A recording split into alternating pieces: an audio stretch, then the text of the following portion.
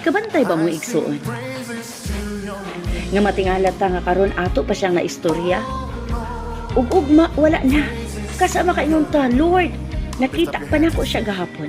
Lord, nag-istorya pa mi gahapon. Pero karon wala na siya. Mao nang igsuon, ang Biblia na ay mga pahimangno kanatong tanan. Nga ang atong kinabuhi, walay kasiguraduhan.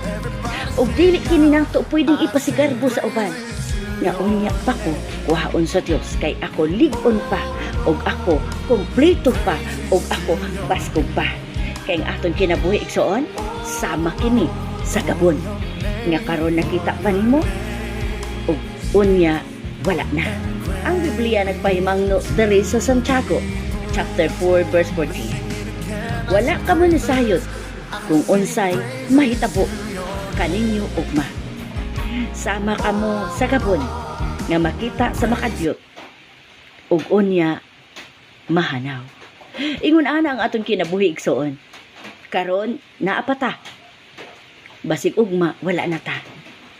Busa igsuon dili nato sayangon ang panahon igsuon. Muduol kita nga na sa Dios. Samtang anaa pa ta dinhi sa kalibutan. Kay kung kita mahanaw na, wala nay second chance sa atong kinabuhi. God bless igsuon.